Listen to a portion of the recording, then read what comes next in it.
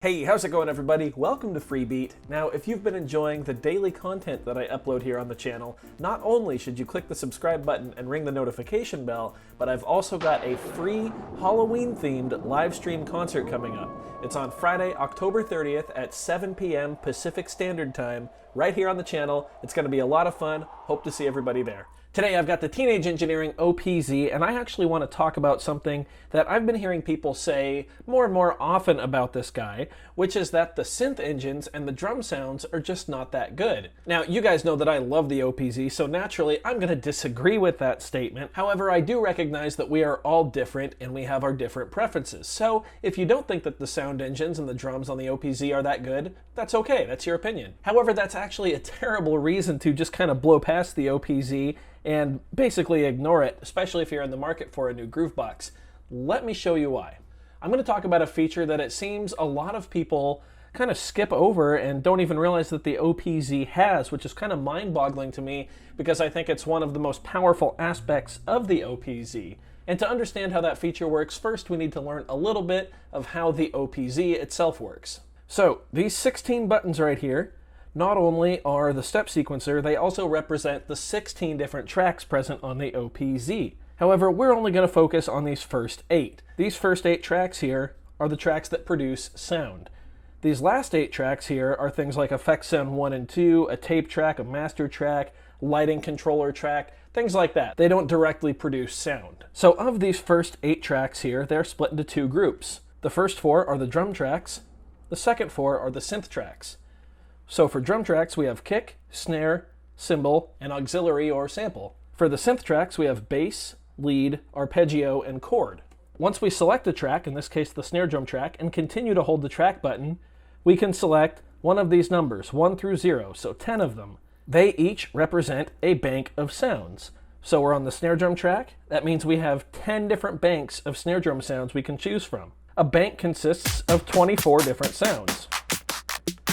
So if we do the math, that's 24 available sounds in each of the 10 banks. That's 240 sounds. And of course, that's only per drum track, of which we have 4. So when we multiply that by 4, we get 960 total drum sounds available to us. That's a lot. The synth tracks work a little differently. Let's select one. Let's just pick the bass track here. Now when we hold down the track button, numbers 1 through 0 don't represent a group of sounds, but a synth engine, or a different sound on each number.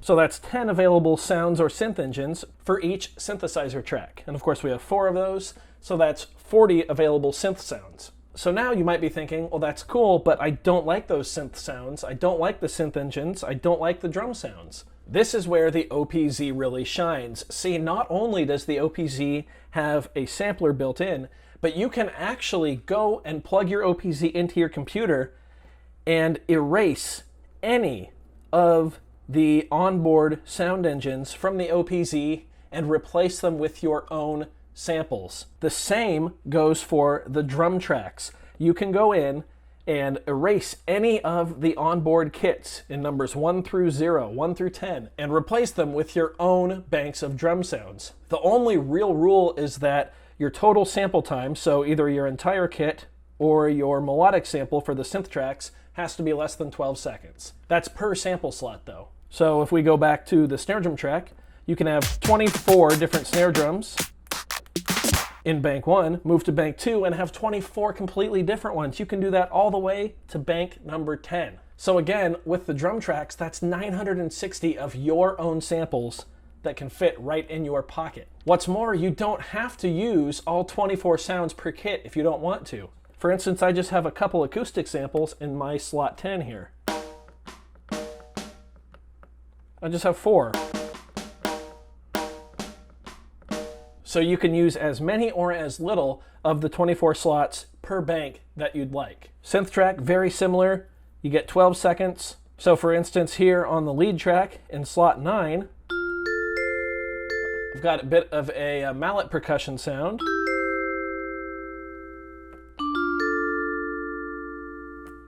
If I move to the bass track, in slot number 10, I actually have a sample from my Behringer Model D.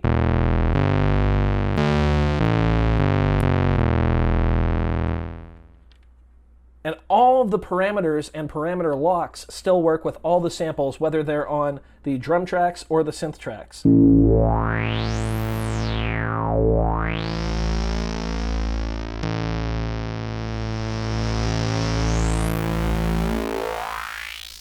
That includes all 4 pages of parameters, so even the ADSR envelope works, as well as the LFO, and of course the effect sends, the volume, the pan, it all works with all of your samples.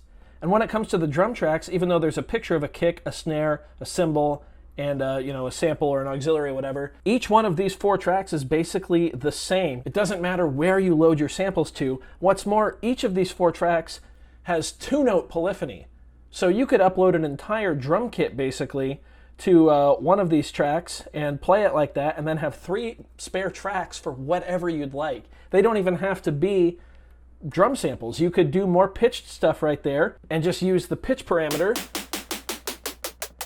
to make stuff that sounds really, really unique. When it comes to the synth track, the bass track is monophonic, the chord track has 2-note polyphony, the arpeggio track will play whatever you sample to it in a whole bunch of different dedicated arpeggio play modes, or you can turn the arpeggio off and just use it as another lead track. Just this one would be monophonic. But that's okay because the chord track makes up for it by allowing for 4-note polyphony when played all at once. Or if you want to layer the notes, you can get up to 6 with the extended chord feature turned on, which is a secret menu setting, which I covered in a different video. There'll be a link to that down in the description. So hopefully you guys understand why I wanted to make this video. This is a huge feature of the OPZ, I think one of the major selling points, and a lot of people seem to just gloss over it. This completely transforms the OPZ into literally whatever you want. Having all of your own sounds with you, combined with the immense power of the crazy sequencer in this thing with all of the different step components, the parameter locks, performance track, master track, tape track, all of that stuff is just incredible. So this is a crazy aspect of the OPZ. I don't know why more people don't talk about this, because it really transforms this instrument. You still get parameter locks, you still get amazing sequencer features, up there with the Electron stuff in my opinion. It's just a beast of a device, and yeah, people need to, I think, take it a little more seriously when it comes to the sounds and synth engines, because you can replace them with whatever you'd like. I hope you guys enjoyed this video. If you did, go ahead and leave a like on it. If not, you can leave a dislike. That's okay too, doesn't hurt my feelings, just makes me try that much harder next time. Either way, be sure to hit that subscribe button, ring that notification bell. We're on the climb to 1900. We're just about 15 subs away, I think. Absolutely amazing. You guys are awesome. Hope to see you all at my Halloween concert, by the way, October 30th, which is a Friday, 7 p.m. Pacific Standard Time. Hope to see you all there. Thanks so much for being here. Thanks for watching. We'll see you next time. Bye.